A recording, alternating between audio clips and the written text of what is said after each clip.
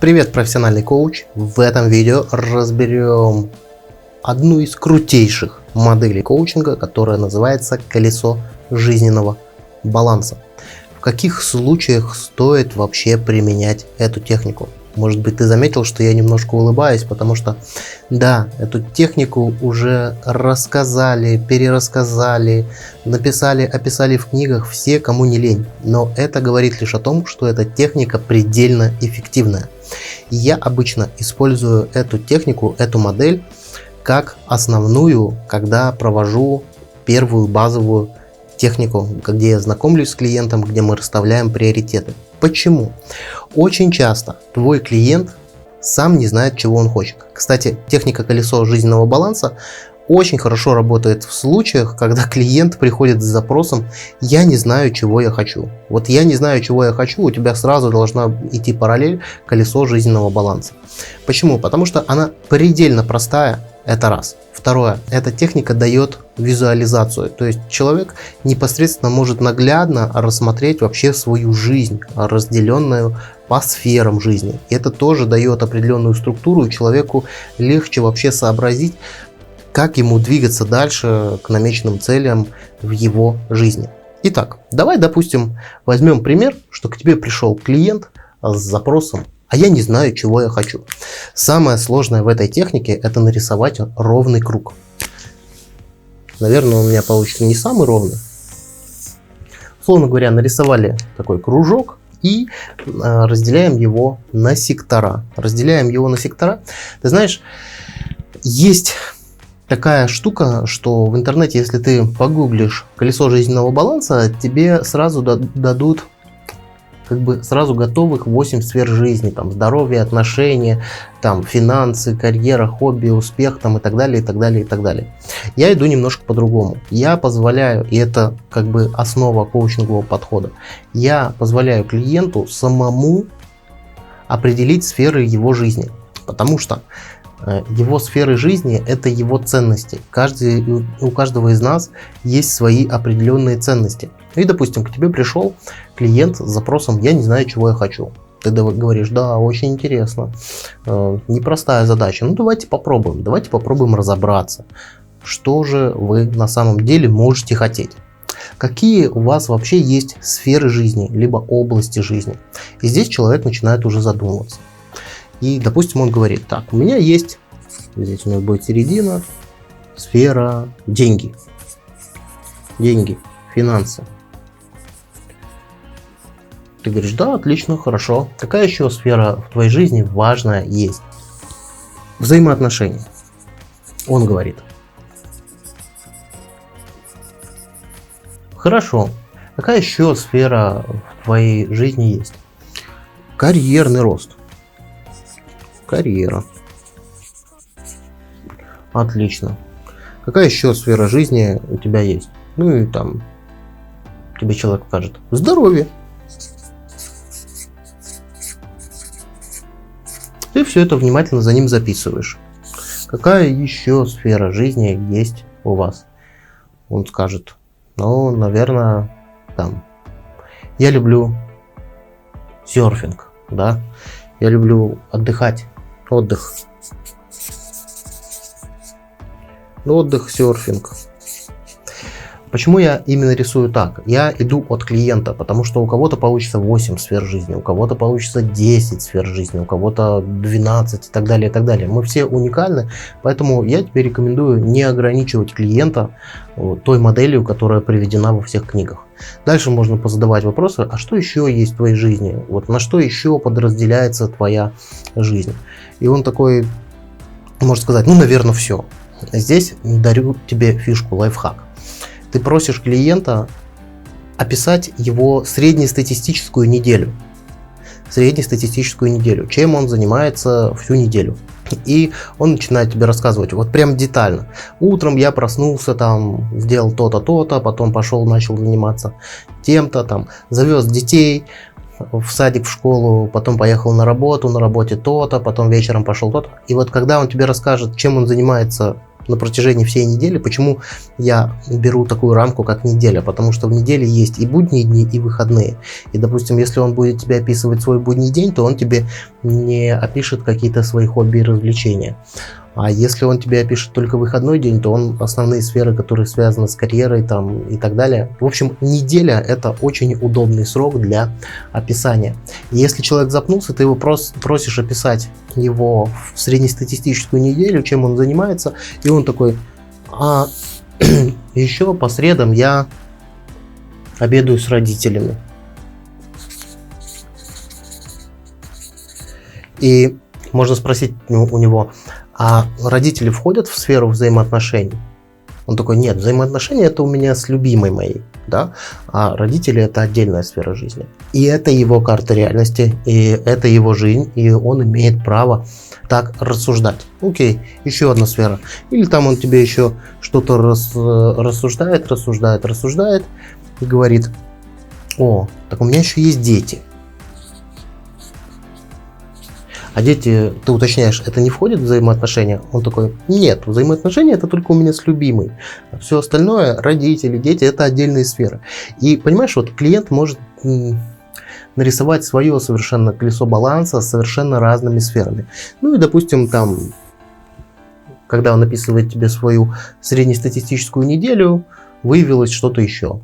Да, что мы уже написали? Деньги, финансы, взаимоотношения, карьера, здоровье, отдых, серфинг, родители, дети. Ну и что-то, может быть, еще у него есть такое важное. Такое важное, например, какое-нибудь хобби. Там, любит он на мотоцикле кататься. А это хобби или это... Можешь прямо так написать: мотоцикл. И вот у твоего клиента сколько получилось? 1, 2, 3, 4, 5, 6, 7, 8. Ну, получилось 8. Может получиться больше, может получиться меньше. И когда ты ему показываешь это колесо баланса, можешь рисовать на доске, если у тебя в кабинете есть доска. Если ты работаешь онлайн через Zoom, я обычно вывожу презентацию и прямо в презентации отмечаю. Ну, есть очень много разных технических способов, как это реализовать. Или если я работаю один на один с клиентом, я просто у себя в блокнотике это рисую, и он это видит. И это важно, давать человеку наглядность. И здесь, по большому счету, все сферы его жизни. И он такой смотрит: о, как круто. Еще в процессе обсуждения может всплывать такое, что еще найдется какая-то сфера жизни. Это тоже нормально. Что мы делаем дальше? Дальше мы задаем нашему уважаемому, любимому клиенту очень важный вопрос. Как ты думаешь, вот сейчас, какая твоя удовлетворенность каждой из сфер жизни? И он тебе начинает рассказывать. Начинает рассказывать, что здоровьем он удовлетворен там на 6 от 0 до 10, там, отдыхом и сферой он удовлетворен вообще на 5, отношениями с родителями он удовлетворен на 7, с детьми он удовлетворен на 7, мотоциклом своим он удовлетворен на 3, деньги и финансы он удовлетворен на 7, взаимоотношениями он удовлетворен на 6, и карьерой своей он удовлетворен на 5. Но это я сейчас так оценил, а твой клиент, соответственно, оценит по-своему. То есть по каждой сфере жизни у него будет какая-то внутренняя оценка. То есть мы здесь в технике колесо жизненного баланса еще вводим такой инструмент, который называется шкалирование. То есть твой клиент учится шкалировать по своему внутреннему субъективному представлению, насколько он удовлетворен каждой сферой. Окей, оценил. И ты ему показываешь вот такое кривое колесо.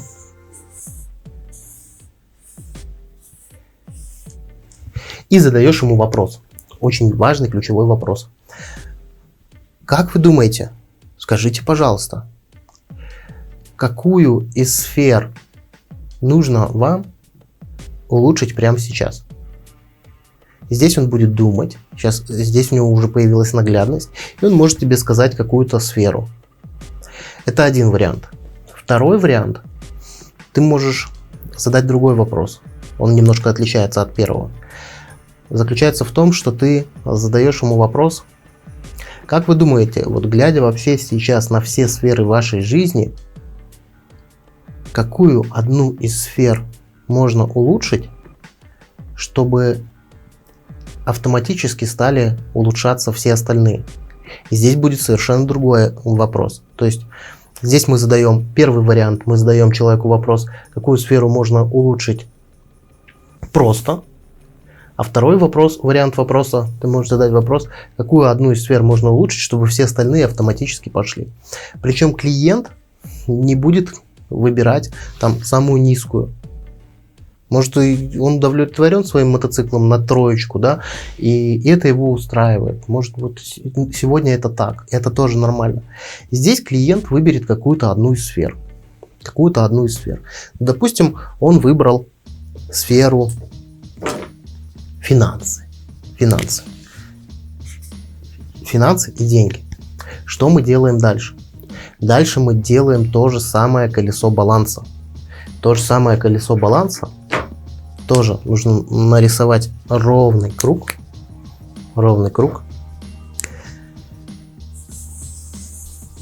Теперь уже будет колесо финансового баланса. Назовем его финансы. И теперь просим нашего клиента, то есть если мы с ним уже условились, что мы работаем над сферой финансов сейчас, наша задача найти, достать из нашего клиента, а что же входит в сферу финансов.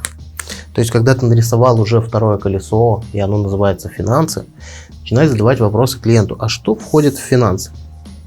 Он такой, так, мой заработок.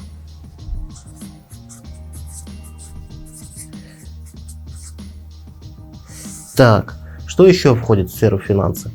Он начинает рассуждать, это мой пассивный доход от сдачи гаража.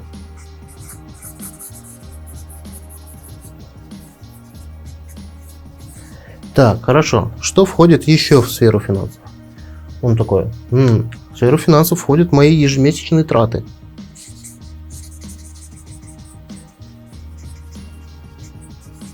Что еще входит в сферу финансов? Он такой, ну, наверное, здесь мой дополнительный заработок от неосновной работы. Дополнительный заработок.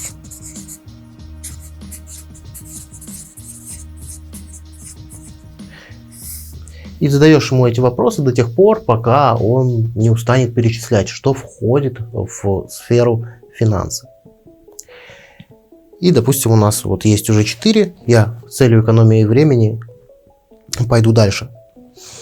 Просишь его опять оценить, как ты удовлетворен дополнительным заработком. Он там говорит на 5, ежемесячные траты, он говорит на 6, заработная плата удовлетворен там на 5 и пассивным доходом удовлетворен на 3. Хорошо. Дальше, глядя на это колесо баланса, задаем клиенту вопрос.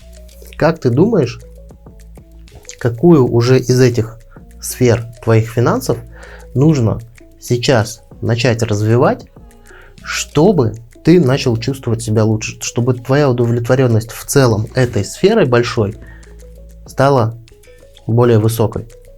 И он такой говорит, так, мне, наверное, лучше всего сейчас, он же из своей карты реальности говорит, нужно заняться увеличением своего пассивного дохода. Ты говоришь, отлично.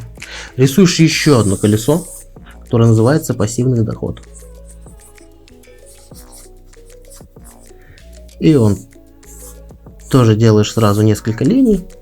Так, что у тебя входит в пассивный доход? Он такой, так, гараж. Хорошо. Что еще у тебя входит в пассивный доход? Он такой говорит, ну, у меня есть там счет в банке, накопительный. Счет в банке. Так, что еще у тебя входит в пассивный доход? Он такой, ну, у меня вот есть блог в YouTube, который мне приносит тоже какую-то копеечку.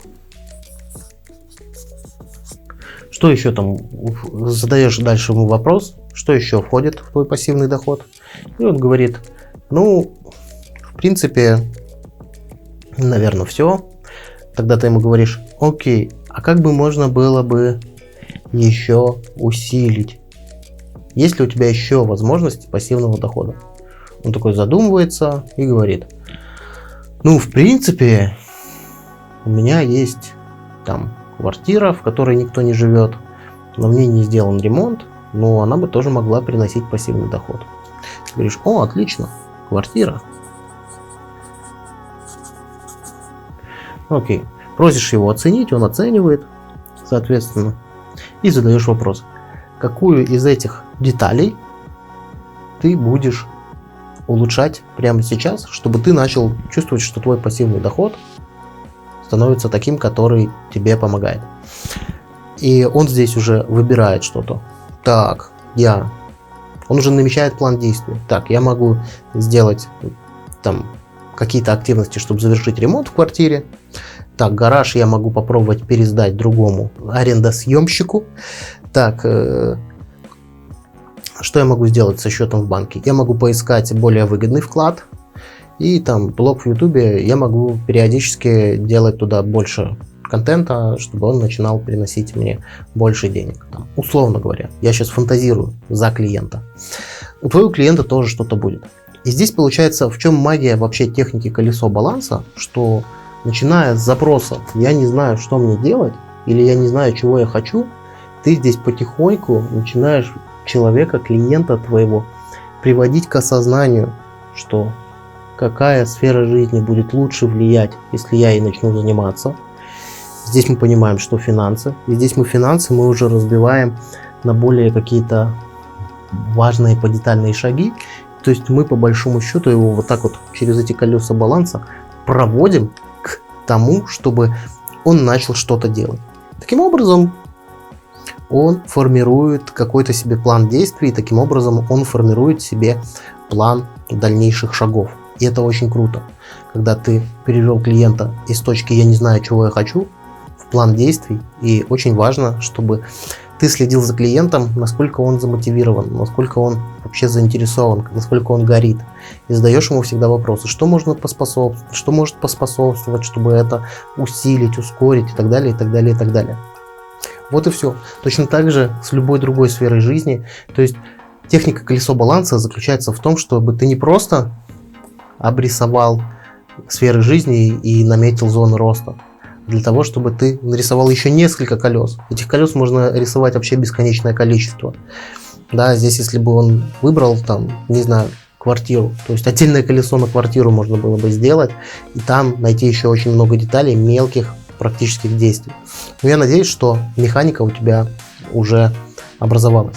И таким образом ты этот черновик сохраняешь и начинаешь работать. Начинаешь работать дальше уже на второй, на третьей сессии. Вы уже по большому счету идете по плану, рассуждаете, как он может ускориться в этом направлении и так далее. И дальше ты у него можешь спросить: окей, за 2-3 недели он уже может реально много чего сделать. И, возможно, он начнет уже чувствовать какую-то удовлетворенность в развитии этой сферы. И это окей. Ты можешь тогда дальше вернуться к этому колесу баланса и задать ему вопрос: а сейчас как это все?